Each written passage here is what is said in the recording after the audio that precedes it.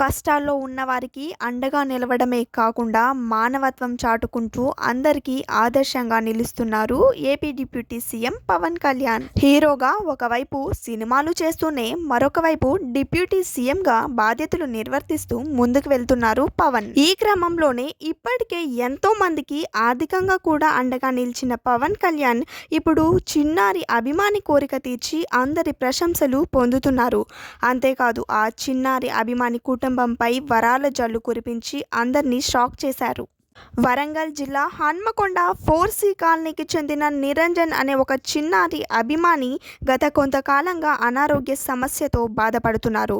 ఇక తనకు చిన్నప్పటి నుంచి పవన్ కళ్యాణ్ అంటే చాలా ఇష్టం. ముఖ్యంగా తన వీధిలో అందరూ తనను గబ్బర్ సింగ్ అని పిలుస్తారట. ఎలాగైనా సరే తన అభిమాన హీరోని కలవాలని ఎంతగానో పరితపించారు.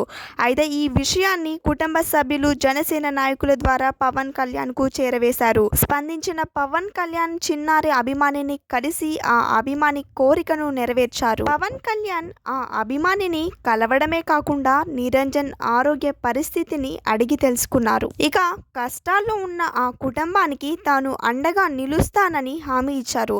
అంతేకాదు తక్షణమే ₹1,00,000 ఆర్థిక సహాయాన్ని అక్కడికక్కడికే అందజేసిన పవన్ ఆ కుటుంబం ఆర్థికంగా నిలదొక్కుకోవడానికి నిరంజన్ తల్లికి ఒక క్యాంటీన్ ఏర్పాటు చేసి ఇస్తానని హామీ ఇచ్చారు.